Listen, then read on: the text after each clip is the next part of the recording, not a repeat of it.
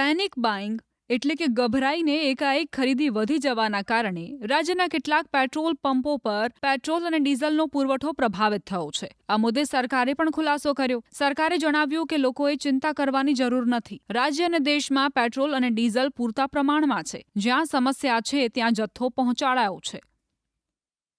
આ દ્રશ્યો ગીર સોમનાથ જિલ્લાના છે, જ્યાં ડીઝલ લેવા માટે ખેડૂતો અને વાહન ચાલકોએ લાંબી લાઈનો લગાવી। દાવા પ્રમાણે અહીં છેલ્લા એક અઠવાડિયાથી વાહન ચાલકો અને ખાસ કરીને ખેડૂતો ભારે મુશ્કેલીનો સામનો કરી રહ્યા છે। ડીઝલ ભરેલ ટેન્કરો જે પેટ્રોલ પંપ પર પહોંચે છે ત્યાં લાંબી વાહનોની કતારો જોવા મળી રહી છે। ઉનાળુ પાકની લણણી અને ચોમાસા પૂર્વે ખેડ માટે ડીઝલની માંગ વધતા ખેડૂતો ટ્રેક્ટર અને ડીઝલના કેન સાથે કલાકો સુધી રાહ જોતા નજરે પડી રહ્યા છે। સ્થાનિકોનું કહેવું છે કે ડીઝલની અનિયમિત સપ્લાયના કારણે સ્થિતિ વધુ ગંભીર બની રહી છે અને જો તાત્કાલિક ઉકેલ નહીં આવે તો આવનારા ચોમાસા પહેલા કૃષિ કામગીરી પર સીધી અસર પડી શકે છે। પસનાવડા ડીઝલ લેવા આવ્યા હતા, સવારના લાઈનમાં હતા ને અહીંયા પૂગ્યા ત્યાં ડીઝલ થઈ ગયું।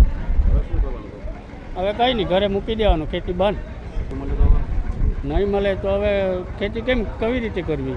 ખેતી થાય એમ જ નથી। ડીઝલની અછત છે એ પૂર્ણ કરે એવી માંગ છે મારી। ખેડૂતોની સિઝન ફૂલ શરૂ છે। અડદ, મગ, તેલ, પછી કોઈને ખેતરો તૈયાર કરવા સમાહું નજીક છે, કોઈને ખેતર વાવેતર કરવું, તો એ માટે ડીઝલ લાઈનની અમે સવારના 4 વાગ્યાના લાઈનમાં ઊભા, તો હજી માંડ અહીં પંપે પી ગયા।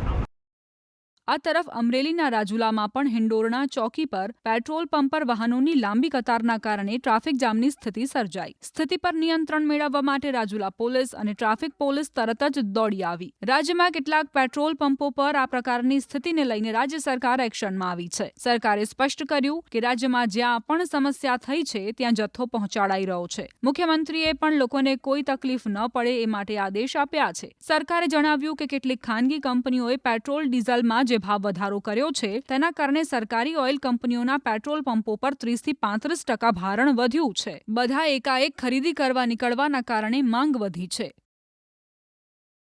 પેટ્રોલ ડીઝલની પણ ચર્ચા થઈ છે। ચીફ સેક્રેટરીએ પણ એમાંના ઇનપુટ આપ્યા છે, એનું મોનિટરિંગ પણ થઈ રહ્યું છે। જ્યાં જ્યાં મુશ્કેલીને સમસ્યા જણાય ત્યાં તુરત જ પેટ્રોલ ડીઝલ પહોંચાડવાની વ્યવસ્થાઓ પણ કરી છે। કેટલીક ફરિયાદો અને કેટલીક બાબતો મળી છે ત્યારે એનું પણ મોનિટરિંગ કરીને લોકોને તકલીફ ન પડે એના માટે માનનીય મુખ્યમંત્રીશ્રીએ ચીફ સેક્રેટરીને આદેશ કર્યો છે અને એ પ્રમાણેની વ્યવસ્થાઓ લોકોને મુશ્કેલી ન પડે પણ લોકો અકળાયા વગર જેટલી જરૂરિયાત છે એટલો ઉપયોગ કરીએ। સંગ્રહખોરી ન થાય, ચિંતા કરવાની આવશ્યકતા નથી। કેન્દ્રની સરકાર અને રાજ્યની સરકાર એ આપણા સૌ માટે કામ કરી રહી છે, પણ એક સાથે ડિમાન્ડ વધે, એક સાથે લેવા નીકળે ત્યારે પ્રશ્ન એ ચોક્કસ થતો હોય છે। કેટલીક ખાનગી કંપનીઓ ભાવ પણ વધારે છે ત્યારે સ્વાભાવિક છે કે 30 થી 35% એ ડિમાન્ડ એ રાજ્યમાં એ આપણા પંપો ઉપર આવી છે।